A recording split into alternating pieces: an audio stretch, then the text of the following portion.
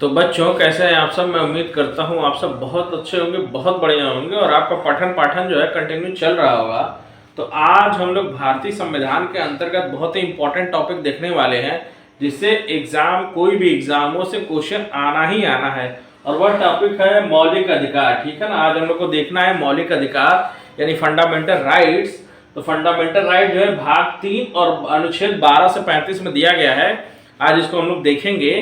तो वीडियो को स्टार्ट करने से पहले बच्चों सबसे पहले आप लोग सब्सक्राइब कर लीजिए, ताकि ऐसे ही निरंतर वीडियो आपको मिलती रहे और आपकी तैयारी में यह मददगार साबित होता रहे। तो चलिए स्टार्ट करते हैं। आज हम लोग फंडामेंटल राइट्स यानी मौलिक अधिकार। तो मौलिक अधिकार की अगर बात किया जाए, जिसको फंडामेंटल राइट्स भी बोलते हैं, तो मौलिक अधिकार संविधान के भाग 3, ठीक है ना। भाग वाले लेक्चर में मैंने पढ़ाया था कि 22 भाग हैं। ये किस भाग में है? ये भाग 3 में है। और अगर अनुच्छेद की बात किया जाए तो ये अनुच्छेद 12 से लेके अनुच्छेद 35 तक में है मौलिक अधिकार। ठीक है ना। और ये बहुत इंपॉर्टेंट है बच्चों, इसको ध्यान से देखिएगा। मैं भी धीरे धीरे इसको समझाता चलूंगा। तो चलिए इसको स्टार्ट करते हैं हम मौलिक अधिकार को।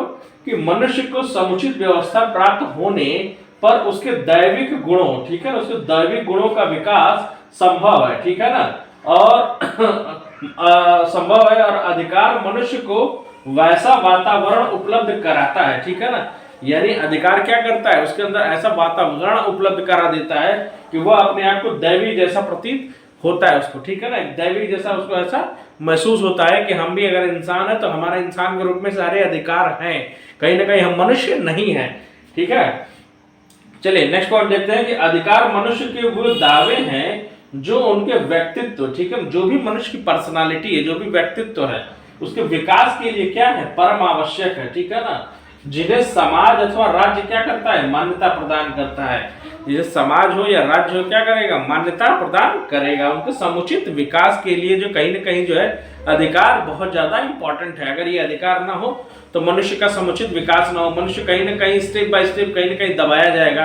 उसका कोई ना कोई टैलेंट जो है वो रुका रह जाएगा, उसका विकास नहीं हो पाएगा, वो अपना विकास नहीं कर पाएगा। ठीक है। चलिए मौलिक अधिकारों का प्रावधान भारतीय संविधान के 3रे भाग में, ठीक है ना, ये बड़ा इंपॉर्टेंट है। एक एक चीज से क्वेश्चन आता है। तो अगर कभी पूछे कि किस भाग में दिया गया है, तो याद रखिएगा भाग 3 में दिया गया है। और ये अधिकार कितने हैं? ये अधिकार 6 हैं। 6 मौलिक अधिकार भारतीय संविधान के अंतर्गत हमको दिए गए हैं। ठीक है ना।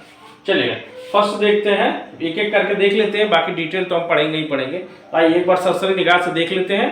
पहला जो है, पहला है समता या समानता का अधिकार। पहला जो हमारा मौलिक अधिकार उसको बोलते हैं समता या समानता का अधिकार। इसको किस आर्टिकल में रखा गया है? आर्टिकल 14 से लेके 18 के बीच में रखा गया है पहला वाला अधिकार। ठीक है। दूसरा अधिकार देखते हैं, स्वतंत्रता का अधिकार। दूसरा जो अधिकार है वह है स्वतंत्रता का अधिकार। इसको किस आर्टिकल में रखा गया है? अनुच्छेद 19 से लेके 22 तक के बीच में रखा गया है। ठीक है ना।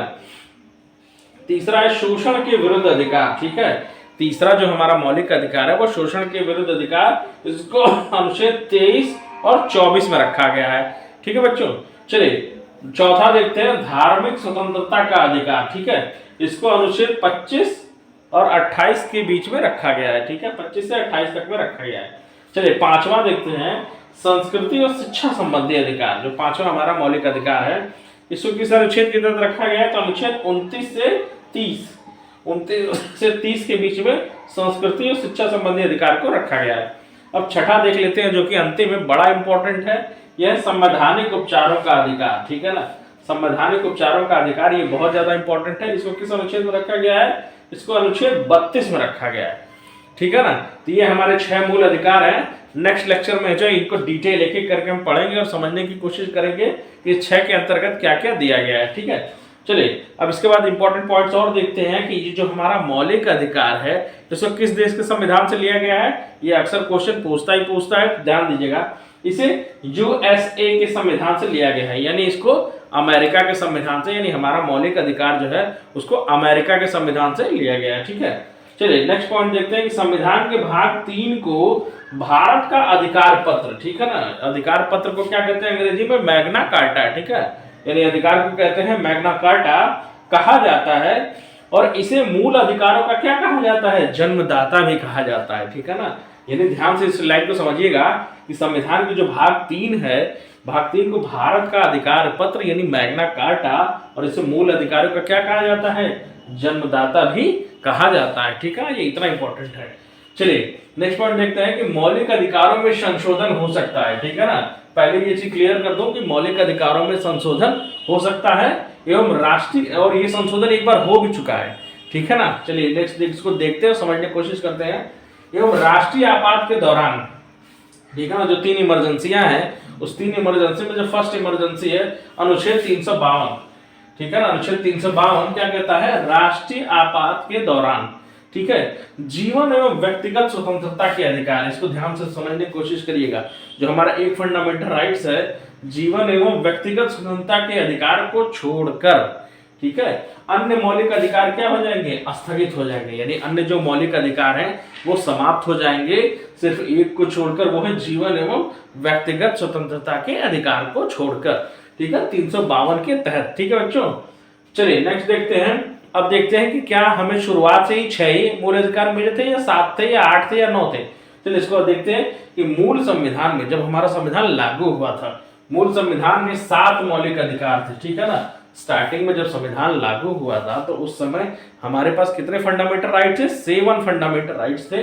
लेकिन 44वें, ध्यान से समझिएगा इसको, क्योंकि ये एग्जाम में पूछता है 44वें संविधान संशोधन कब, 1978, 1978, ठीक है ना, 1978 के द्वारा संपत्ति का जो अधिकार है, ठीक है ना, संपत्ति के अधिकार को, यानी अनुच्छेद 31 एवं 19 क को मौलिक अधिकार की सूची से हटा दिया गया। ठीक है ना, मौलिक अधिकार की सूची से भाई इसको हटा दिया गया, तो रखा कहाँ गया, मौलिक अधिकार की सूची से इसको हटा दिया गया और इसे संविधान के अनुच्छेद 300 क, ठीक है ना, इसको हटाने के बाद संविधान के अनुच्छेद 300 क के तहत कानूनी अधिकार के रूप में रखा गया। ठीक है ना, इसको ध्यान दीजिएगा, इसको क्या रखा गया है, कानूनी अधिकार के रूप में रखा गया और इसको हटा दिया गया। 7 थे, 7 में से अब कितने बचे इसको हटाने के बाद, 6 बचे। ठीक है, चलिए अब नेक्स्ट पॉइंट देखते हैं कि 1931 में कराची अधिवेशन, ठीक है ना, 1931 में जो कराची अधिवेशन हमारा हुआ था, उसके अध्यक्ष थे सरदार वल्लभ भाई पटेल। ठीक है, सरदार वल्लभ भाई पटेल ने कांग्रेस में घोषणा पत्र में, उस समय जो अधिवेशन हुआ था, उस समय जो कांग्रेस का घोषणा पत्र निकला था, उस घोषणा पत्र में मूल अधिकारों की मांग की गई थी। ठीक है ना, ये पॉइंट हमेशा याद रखिएगा कि आजादी से पहले कौन सा ऐसा मीटिंग हुआ, संशोधन हुआ, अधिनियम हुआ, ठीक है ना, जिसके साथ मूल अधिकारों की मांग की गई थी, तो वो था 1931 का कराची अधिवेशन, जिसके अध्यक्ष थे सरदार वल्लभ भाई पटेल। उसमें कांग्रेस की जो घोषणा पत्र थी, कांग्रेस की जो घोषणा पत्र, उसमें मूल अधिकारों की मांग की गई थी। ठीक है, चलिए अब नेक्स्ट पॉइंट देखते हैं, बड़ा इंपॉर्टेंट है, ये भी एग्जाम में आता ही आता है कि मूल अधिकारों का जो प्रारूप है, मूल अधिकारों का जो प्रारूप है उसको किसने बन के तैयार किया था, मूल अधिकारों का प्रारूप जवाहरलाल नेहरू ने बनाया था। ठीक है ना, ये अक्सर एग्जाम में पूछ देता है कि मूल अधिकारों का जो प्रारूप है वो किसने बनाया था। तो बच्चों इस प्रकार ये फंडामेंटल राइट्स का एक बेसिक सा लेक्चर है, ताकि आपको समझने में आसानी मिलती रहे, और मेन जो हमारा वो यही है। तो इसको एक एक करके हम नेक्स्ट लेक्चर में पढ़ेंगे और डिटेल में समझेंगे। ये बहुत लंबा लेक्चर होने वाला है, क्योंकि इससे एग्जाम में क्वेश्चन बनता ही बनता है, इसके एक एक लाइन से क्वेश्चन बनता है, तो इसको ध्यान से देखते चलिएगा, समझते चलिएगा। चलिए तो आज का लेक्चर यही समाप्त करते हैं, कल जो है इसको स्टार्ट करेंगे समता या समानता के अधिकार से। तो जाने से पहले लाइक करें, शेयर करें और सब्सक्राइब करके ही जाएं। वीडियो देखने के लिए बहुत बहुत धन्यवाद। नमस्कार।